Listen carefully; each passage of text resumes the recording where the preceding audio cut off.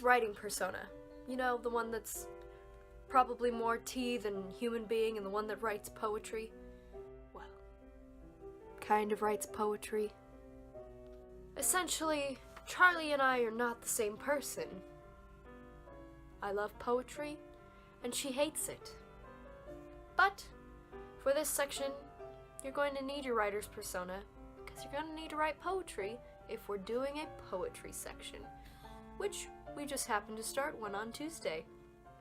But how am I even supposed to write poetry when I don't know what to write about? And if I don't know what to write about, then my poetry's gonna be bad, and everyone in the class is gonna read and they're gonna hate it!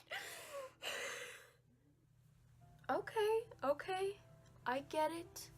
Poetry can be scary, but just like Stephen King said, don't come lightly to the page.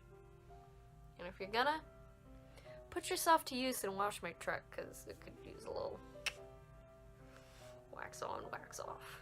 Since we had no prompt provided for Tuesday, Callie picked us a prompt out of the Writer's Craft from page 127. There were 6 questions, you could choose one, and we had to write a poem in class on the spot.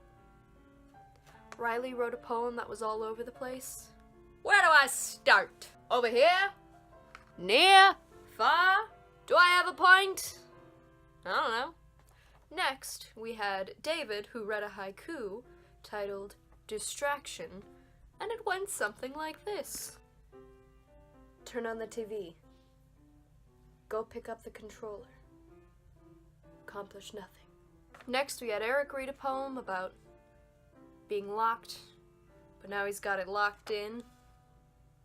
He's got it locked. Something. Eric's got it locked, okay? Okay.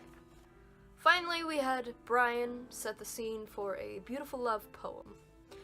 After our prompt and sharing our beloved poems, we got into pairs and shared our first reflections, aka our deepest secrets, our deepest goals, that we thought only Callie would read.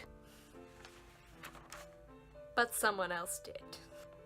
After that, Callie asked the burning question in the room as we started our poetry section, which is, what is poetry?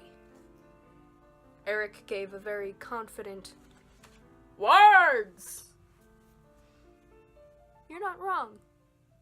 Torture, you mean? Poetry is torture? Okay, regular Charlie. We get it. You don't like poetry. Nathaniel responded with, bunch of old guys. A bunch of old guys. Like this guy. But the true answer is that it could be anything, which we found out when we saw the shortest poem in the world. Honestly, doesn't look like a poem to me. Looks like a dark symbol with like tampons in it. But that's just me. Next, we watched a bunch of slam poems, which if you weren't there and you haven't seen them before, watch them, because they're great. We watched Neil Hilborn do his OCD poem. We heard Rudy Francisco do his My Honest poem. And lastly, we heard Sarah Kay and Phil Kay, not related, do their When Love Arrives poem. Lastly, we read a bunch of poems on color-coordinated paper that nobody could figure out how to pass out. I wasn't triggered. I'm triggered now. Anyhow, got a bunch of poems. We read them. And then we had to write more poems.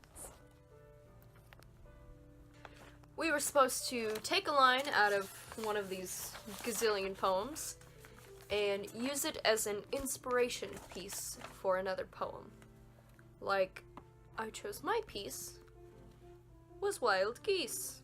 And I chose the line, "The world offers itself to your imagination." Because I beat the system and then I could write about anything.